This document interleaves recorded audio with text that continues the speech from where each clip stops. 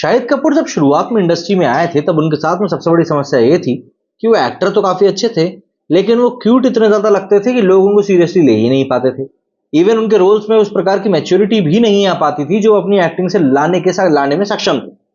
अब यही चीज कहीं ना कहीं उनके भाई ईशान खट्टर के साथ भी हो रही है। उनकी नई मूवी आई पिद्दा, और मैं पहले ही बता दूं ये मूवी मुझे बहुत अच्छी लगी, काफी अच्छी लगी। और हाल के दिनों में रिलीज हुई कई सारी देश प्रेम से ओतप्रोत वाली मूवी से काफी बेहतर मूवी है पिद्दा। ईशान खट्टर की नई मूवी के बारे में हम लोग बात करने वाले हैं। मृणाल ठाकुर भी इस मूवी में आपको दिखाई देंगी और ये मूवी मैं आपको बता दूं वाकई में काफी अच्छी। लेकिन शाहिद कपूर वाली जो समस्या थी ना, वही समस्या यहाँ पर ईशान के साथ भी दिखाई दी। हालांकि काफी हद तक उन्होंने इस चीज को कवर अप तो कर लिया है, बट स्टिल आप क्या कह सकते हैं। ईशान खट्टर और मृणाल कपूर की नई फिल्म पिप्पा अमेजॉन प्राइम के ऊपर रिलीज हो चुकी है। फिल्म देशभक्ति के जज्बे के साथ साथ वॉर जोन, PT-75 टैंक, एक परिवार और रिफ्यूजियों की जिंदगी के दर्द को भी दिखाने का दावा कर रही है। लेकिन फिल्म इस स्टोरी लाइन पर कितनी खरी उतर पाई है ये आपको मैं बताता हूं, क्योंकि आपको समझना तो पड़ेगा। अब देखिए, जब भी भारत की किसी देश प्रेम वाली मूवी की बात होती है तो उसमें अधिकतर पाकिस्तान को लाया जाता है और इस बात से पाकिस्तानियों को नाराजगी। अब इस बात के लिए पाकिस्तानियों को समझना चाहिए कि भैया सिर्फ आप ही वो लोग हो जो भारत से बार बार लड़ते रहते हो, जबकि पता है कि आपको क्या हार जाओगे। तो भैया आपको समझना पड़ेगी ये बात।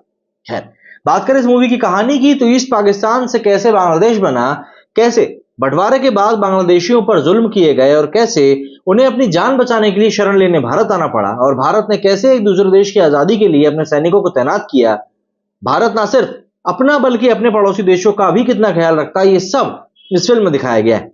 लेकिन इसी के साथ कहानी है एक परिवार की जहां सब देशभक्ति के जज्बे में डूबे हैं, देश के लिए कुछ भी करने को तैयार है। बात है यहां पर ब्रिगेडियर बलराम सिंह की, मतलब कि ईशान खट्टर की। मेजर राम मेहता, प्रियांशु पेन्यूली, बहन राधा मेहता, मृणाल ठाकुर, और तीनों भाई बहन हैं। इनकी मां का रोल, माती का रोल निभाया है सोनी राजदान ने। शहीद पिता के कदमों पर चलते हुए दोनों बेटों ने भी फौज ज्वाइन करी, लेकिन मेजर राम जितने उसूलों और आदर्शों वाले हैं, बलराम उतना ही जिद्दी।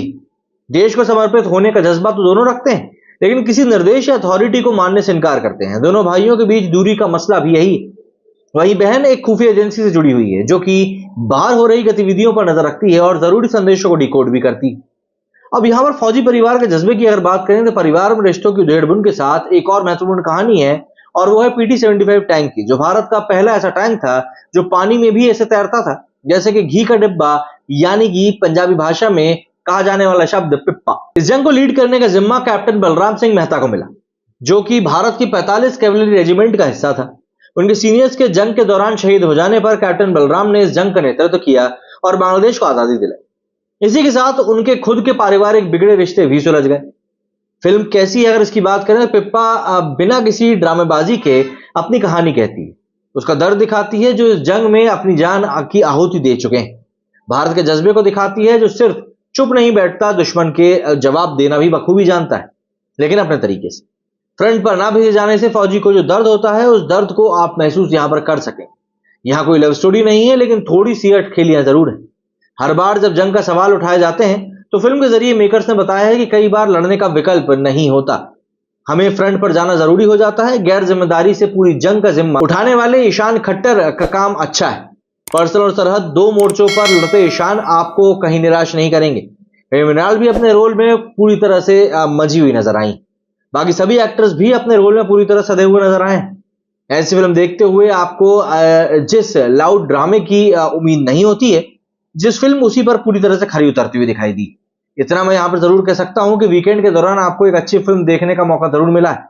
ना कि जबरदस्ती के गाने यहां पर ठूसे गए और ना ही यहां पर फिल्म में बेमतलब का रोमांस है। डायरेक्टर राजकृष्ण मेनन ने ना सिर्फ कहानी पर फोकस करते हुए अपनी बात कहने की कोशिश करी है, जिसमें बहुत हद तक सफल भी होते दिखे। हर किसी का रोल जरूरत के मुताबिक ही है, हाँ, लेकिन ड्रामा और एक्शन के लेवर्स को थोड़ी ये फिल्म ढीली लग सकती है, but to the point film पसंद करने वालों के लिए फिल्म काफी अच्छी है। जैसे कि यहाँ पर हम टाइगर 3 और पिप्पा के बारे में बात कर रहे हैं, तो आप समझ सकते हैं कि यहाँ पर मैं क्या चीज बोल रहा हूँ। खैर, अब आप लोग मुझे बताइए कि आपका इस मूवी के बारे में क्या कहना है। यदि आपने देख ली है तो मेरे स्टूडियो फिलहाल उतना ही। जय हिंद।